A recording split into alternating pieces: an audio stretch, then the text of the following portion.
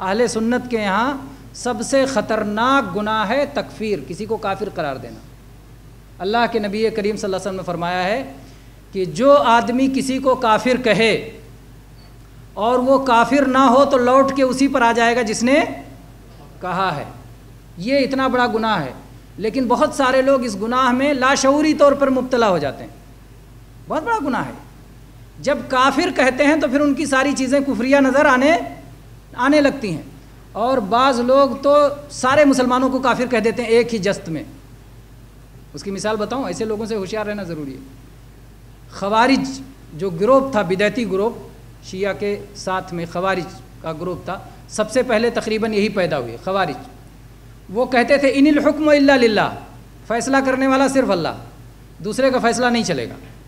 جس نے دوسرے کا فیصلہ قبول کیا اسلام سے باہر ہو گیا۔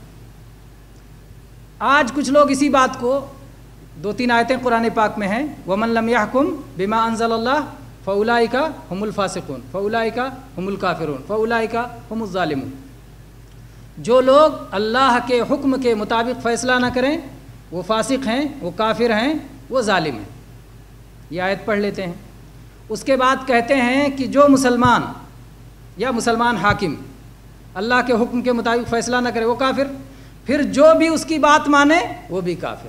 تو حاکم اور محکوم، اور اس کے بعد کہتے ہیں اس وقت پوری دنیا میں کہیں کوئی مسلمان حکومت نہیں، سب کافر ہیں، اور ان کے انڈر میں جو مسلمان سب کافر ہیں۔ کوئی بچا مسلمان؟ ایک آدمی بھی مسلمان نہیں بچا۔ اس فلسفے کی بنیاد پر ایک شخص بھی مسلمان نہیں بچا۔ یہ قرآن پاک کی تفسیر ہے، یہ وہ منمانی تفسیر ہے جس کی بنیاد پر آج کتنی قتل و خونریزی ہو رہی ہے کہ اللہ کی پناہ۔ قرآن پاک کو منمانی۔ امام بخاری رحمہ اللہ کی جو ہے کتاب الایمان ہی پڑھ لیا ہوتا، پہلا کتاب الوحی کے بعد پہلی کتاب ہے کتاب الایمان۔ کتاب الایمان میں امام بخاری باب قائم کرتے ہیں، باب کفر دون کفر، باب ظلم دون ظلم،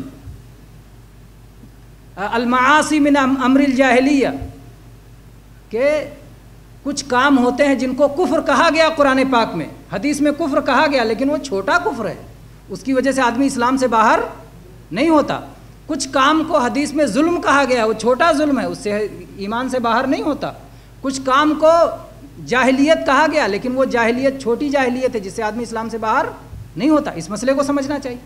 جو آدمی یہ اللہ کے قانون کو چھوڑ کر کے یا دوسرے قوانین کو جو اللہ کے قانون کے مقابلے میں ہوں ان کو کہے کہ اللہ کے قانون سے بہتر ہیں یا اللہ کے قانون کے برابر ہیں یا ان سے فیصلہ کرنا جائز ہے اور اس کو حلال سمجھتا ہے، تو یقیناً وہ شخص کافر ہے، ظالم ہے، فاسق ہے۔ لیکن اگر کوئی شخص دوسرے فیصلے کرتا ہے لیکن اس کی وجہ سے یا کسی خواہش نفس ہے یا کوئی شہوت ہے یا کوئی جو ہے کسی مال کی لالچ میں یا کسی اور وجہ سے دوسرے فیصلوں کو اختیار کرتا ہے تو وہ گنہگار مسلمان ہوگا، وہ کافر نہیں ہوگا۔ ہر معاملے میں جو اللہ نے فیصلہ کیا ہے آپ اس کے خلاف فیصلہ دیتے ہیں۔ قاضی ہے، اس کے پاس مسئلہ آیا، اس کو اللہ کا حکم معلوم ہے لیکن اس کے خلاف وہ فیصلہ دے رہا ہے، وہ خلاف فیصلہ دیتے ہی وہ کافر ہو جائے گا، اسلام سے باہر نکل جائے گا، یا گنہگار مسلمان ہوگا۔ گنہگار مسلمان ہوگا اگر وہ اس فیصلے کو حرام سمجھتا ہے، گناہ سمجھتا ہے، لیکن اس کے باوجود یا تو رشوت کی وجہ سے یا تو جو ہے کسی خواہش کی وجہ سے یا کسی رشتہ داری کی رعایت کرتے ہوئے یا کسی اور وجہ سے گنہگار مسلمان ہے۔ جیسے ہم بہت سارے گناہ کرتے ہیں، گناہ کیا تو اللہ تعالیٰ کے حکم کو ٹھکرایا نا، گناہ کیا، لیکن کیوں کرتے ہیں؟ کیا تکبر کی وجہ سے؟ کیا عناد کی وجہ سے؟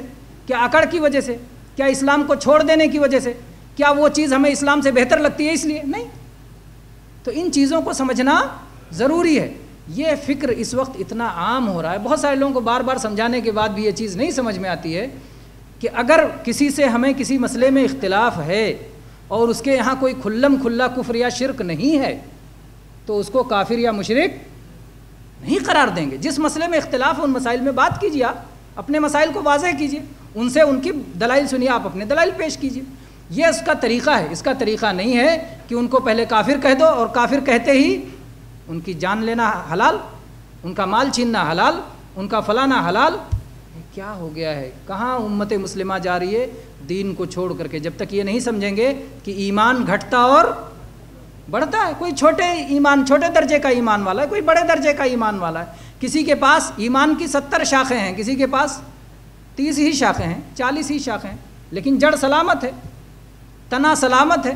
اگر جڑ اور تنا سلامت ہے تو شاخیں پھر ہری ہو سکتی ہیں، پھر اس پہ محنت کی جا سکتی ہے۔ تو یہ بڑی مصیبت ہے۔ بہرحال اس مسئلے کو سمجھنے کی ضرورت ہے۔ اللہ تعالی ہم سب کو صحیح سمجھ دے۔